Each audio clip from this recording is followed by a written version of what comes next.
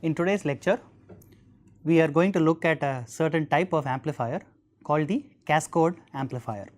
So, we will start off by looking at the common source amplifier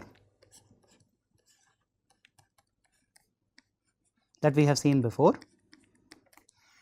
So, let us assume that the common source amplifier is biased with a drain current of I naught. It has an appropriate gate bias voltage, I will call that VB, and along with this I will also apply a small signal voltage Vs. We know that the output voltage that is taken at the drain for the amplifier is equal to minus Gm RDS times Vs. So, the gain of the common source amplifier is negative and it has a gain in for this particular circuit of minus Gm RDS, because I am using an ideal current source as the load for the transistor. In other words, there is no load resistance for this particular circuit. This minus Gm RDS is called the intrinsic gain of the common source amplifier of the MOSFET. So, this intrinsic gain of the MOSFET is the largest gain you can get from a MOSFET circuit with one single MOSFET, with one single device. Now, let us say we want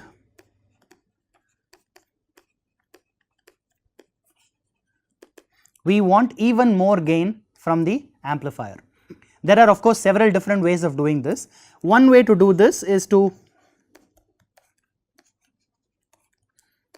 cascade two common source amplifiers.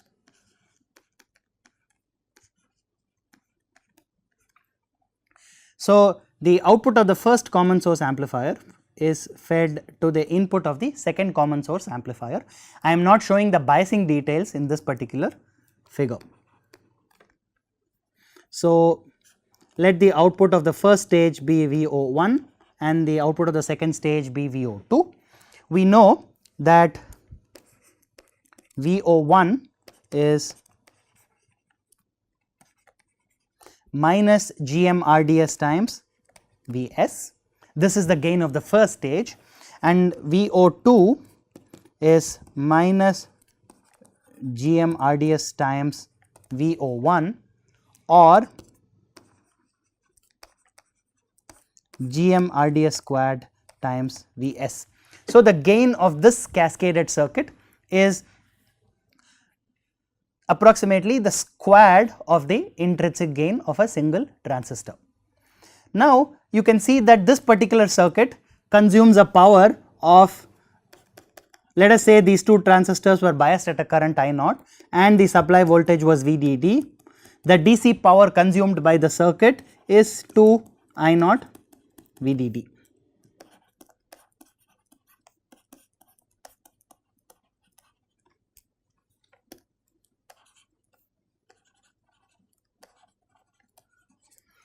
So, 2 I naught VDD is the DC power consumed, because the original circuit consumed a power of I naught times VDD.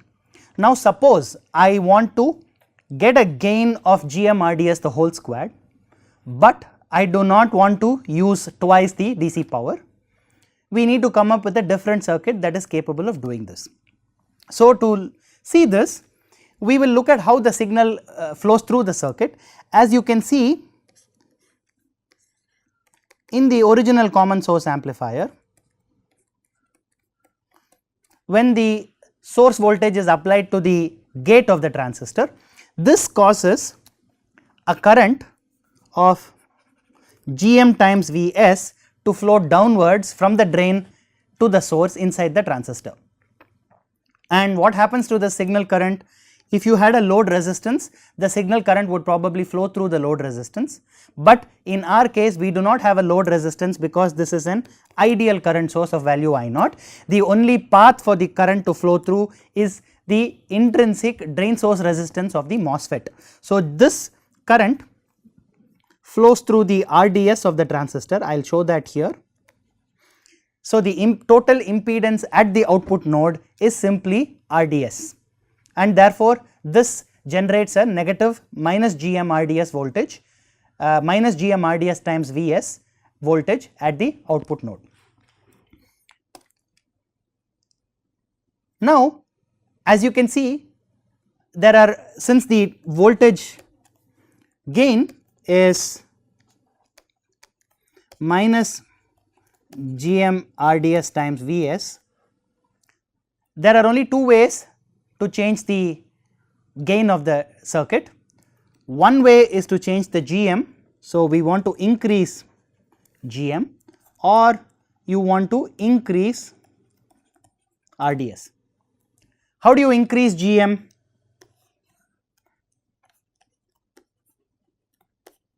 You increase GM by increasing I naught, that is the bias current,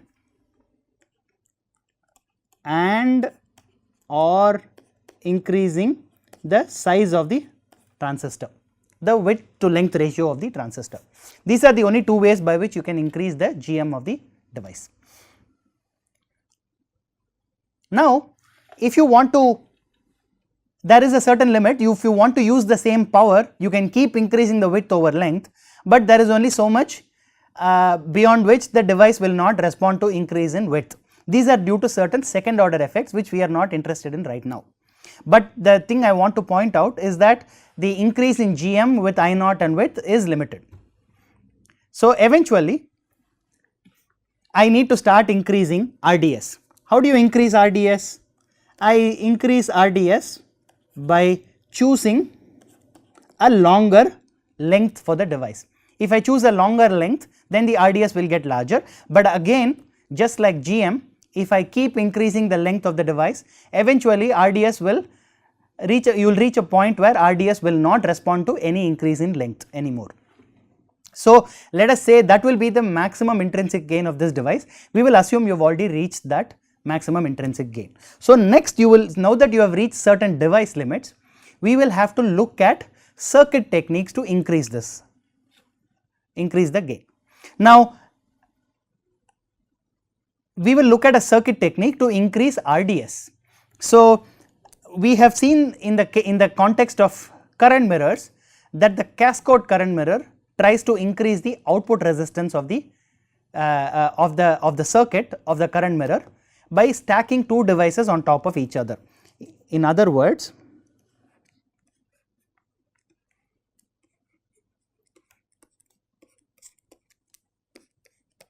if you look at the output resistance of this circuit, this is called a cascode connection, as we have seen before. The output resistance of this circuit is, let me call these devices M1 and M2. The output resistance of this circuit is GM2 RDS2 times RDS1. It can be shown that this is the output resistance. In other words, the output resistance of M1 gets amplified by the intrinsic gain of M2. So, now this is one way to increase the output resistance of the circuit. So, let us see what a cascode amplifier will look like. If I were to build a cascode amplifier,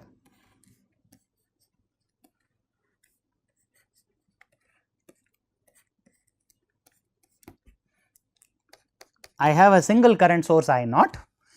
I will again call these devices M1 and M2, and I am going to apply a bias voltage VB1, an appropriate bias voltage VB1 plus the signal at the gate of M1. Now, in the cascode connection, the gate of M2 is not connected to a signal, but is connected to an appropriate bias voltage VB2. We will in a few minutes we will see what is the appropriate value of VB2 we will want to use here. But let us look at the output resistance of this circuit. As we have seen, the output resistance of this circuit is nothing but GM2 RDS2 times RDS1. This is the output resistance of this circuit. Now, what happens to the signal current? The signal current generated inside M1 is GM1 times Vs, and as it turns out, this current also flows through M2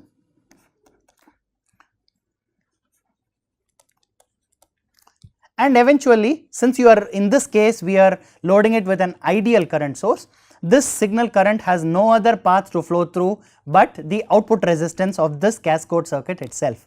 Therefore, the output voltage at the drain of M2, so VO is GM1 Vs times R out with a negative sign.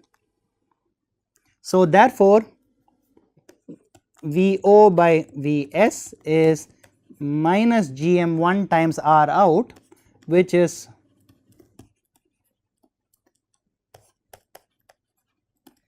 as you can see, I will rearrange this. As you can see, this is the same as the intrinsic product of the two intrinsic gains that we wanted to achieve.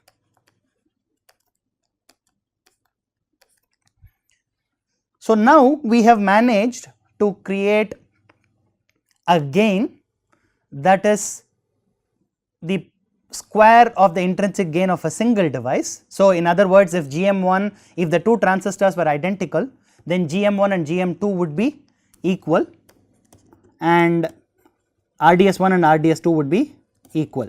So, we have managed to create a gain that is the square of the intrinsic gain. The difference in this case is that we have used only one single device, one single current I naught. So, the total DC power consumption is I naught times VDD. We do not need a cascade of two amplifiers. We have managed to do that, get this such a large gain with only one single amplifier. Now, it turns out that there are a couple of other variants of this circuit. So, as you can see, maybe I will go back to the previous circuit. You can see that the second device is a common, what is called a common gate device. M2 looks like this. If I were to redraw it slightly differently, this is device M2. The input for device M2 is basically the signal current of value Gm times Gm times Vs, and that is this current source represents device M1 that creates Gm times Vs current. For small signals, the gate of M2 is grounded, and if you have a load resistance, for example, at the output, the small signal current would flow through that load resistance. If not, it would flow through the output resistance of the circuit itself. So, therefore, as you can see, M2 is simply a common gate amplifier.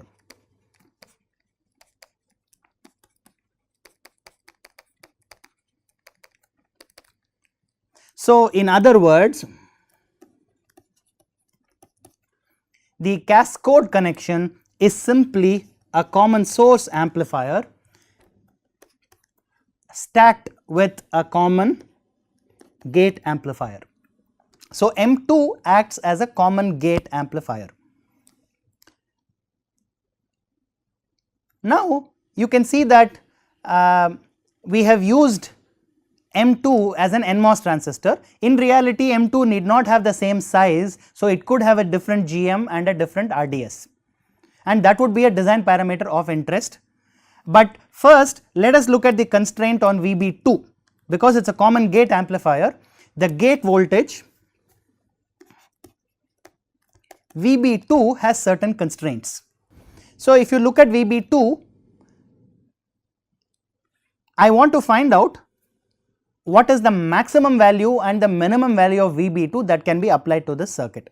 So, to do that, I am going to denote the voltage at the intermediate point as VD1, which is the drain voltage of M1. I am looking now only at bias quantities. So, VB2 is nothing but VD1 plus VGS2. In other words, I am applying KVL around that loop.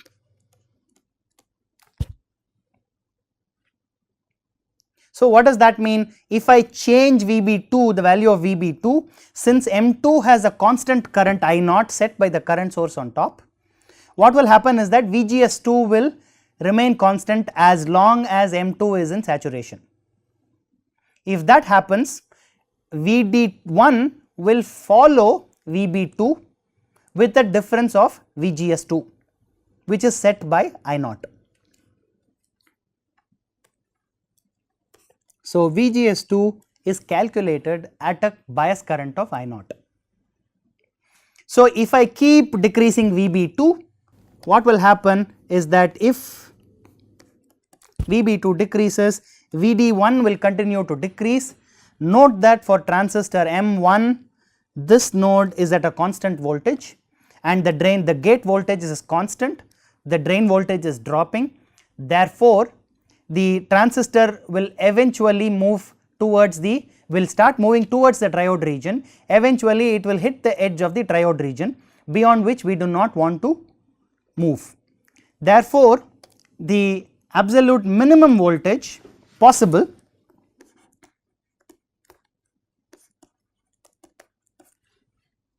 will clearly happen when VD1 is equal to VD sat of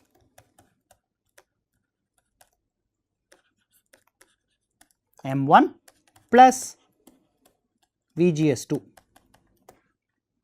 If I were to calculate this, this is nothing but root of 2 I0 mu over mu n Cox W over L of M1 plus VGS2, which is nothing but VT2 plus VDS sat of 2, which is 2 I0 over mu n Cox W over L of 2.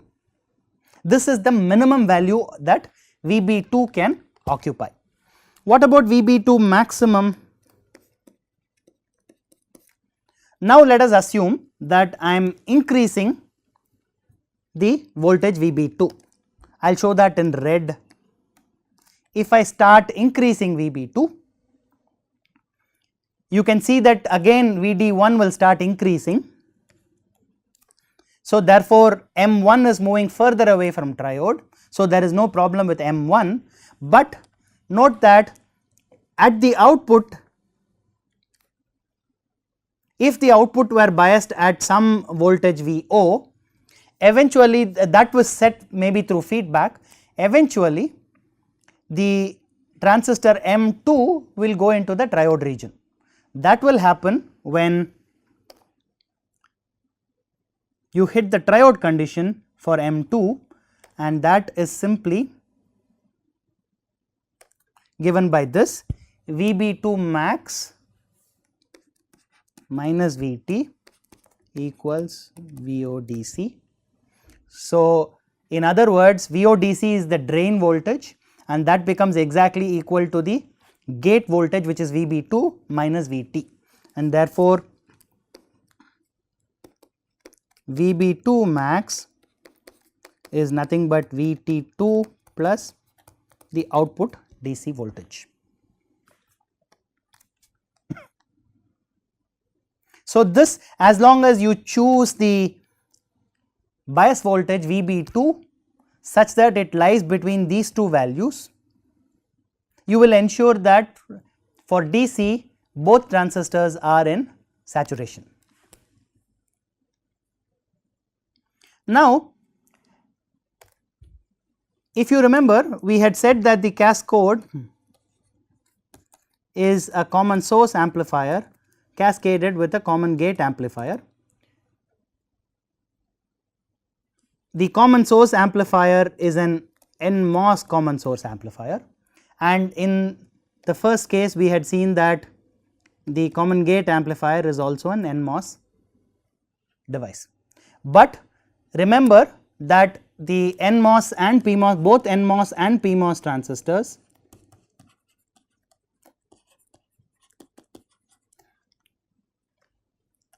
have the same small signal equivalent circuit.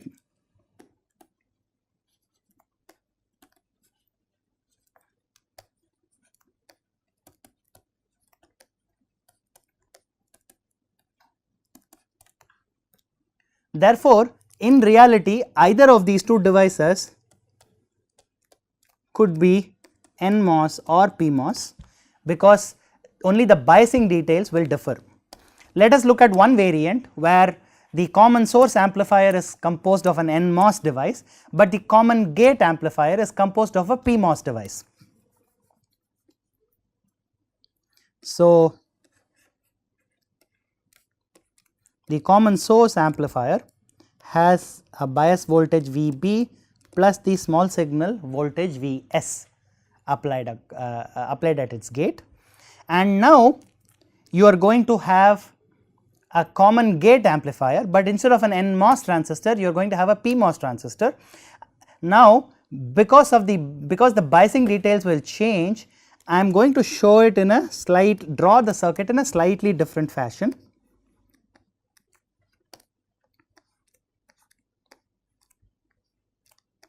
I am going to draw it like this. In a minute you will see why. I am going to connect the gate of PMOS transistor M2 to some bias voltage VB2. Now, why am I drawing the PMOS transistor like this? Because in general convention current flows from, bias current or total current flows from top to bottom, and inside the PMOS transistor current will flow only from the source to the drain, which is the opposite of the NMOS device. Now, to bias the NMOS and PMOS device, remember that at the output we connected a current source. In this case we will have a current source to ground, I will call that I2, but clearly you need a current flowing into the drain of NMOS transistor, and I will show that as a current source I1. What is the bias current, drain current of M2? That is simply I2. The bias current of M1 is clearly I1 minus I2. So, the NMOS transistor is biased at a current I1 minus I2, and therefore, VB1, the bias voltage for the NMOS device, should be chosen appropriately. In such a case, if you look at the small signal equivalent circuit, I will show that in blue. The gate of the PMOS transistor will be grounded. So, this acts as a common gate amplifier. This clearly still acts as a common source amplifier, and this is an open circuit and this is an open circuit, and therefore, the circuit still looks like a common source amplifier stacked with a common gate amplifier, and the overall output resistance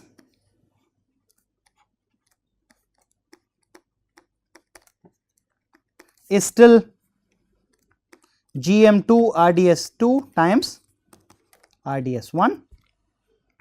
The overall transconductance, in other words the signal current flowing, is GM1 times Vs.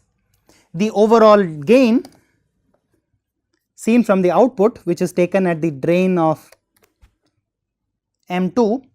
So, the overall gain of the circuit is still minus GM1 RDS1 times GM2 RDS2. So, it still looks like the product of two intrinsic gains, the only difference being that one of the devices is a PMOS transistor. This particular circuit is called a folded cascode amplifier.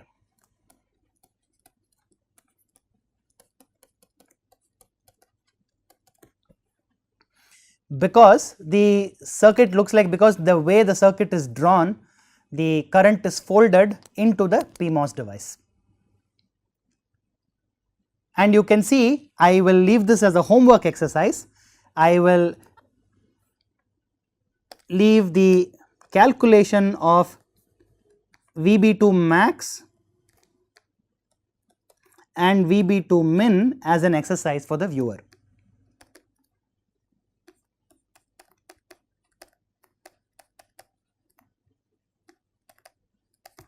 Now, we will complete with a small discussion on how to increase the gain further. Suppose I want to increase the gain even further without increasing the number of stages, there is one more option to do this.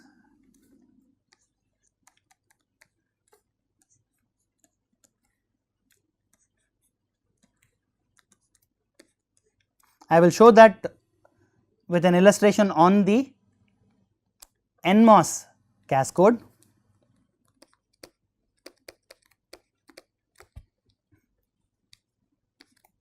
Now, in the original cascode amplifier, the gate of M2 was connected to signal ground, it was connected to an appropriate DC voltage. In our case, what we will do is we will try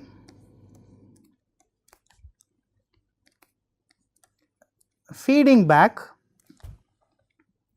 the signal from the drain of M1 to the gate of M2 through an amplifier of gain minus A. As you can see, you need an amplifier of minus A to ensure that you have negative feedback.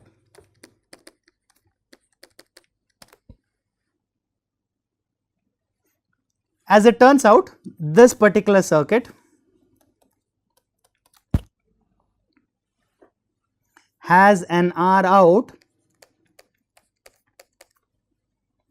which is equal to A times GM2 RDS2 times RDS1. In other words, the negative feedback boosts the output gain, output resistance even further by an value equal to A.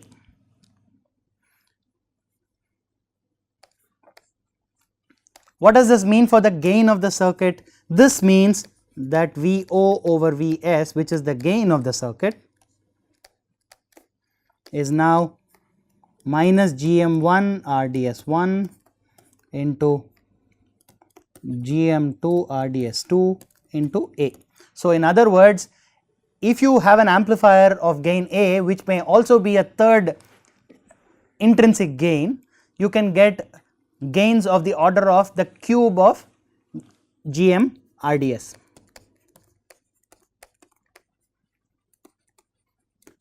If A were of the order of an intrinsic gain, VO by Vs is of the order of GM RDS the whole cubed. This particular circuit is called the gain boosted cascode.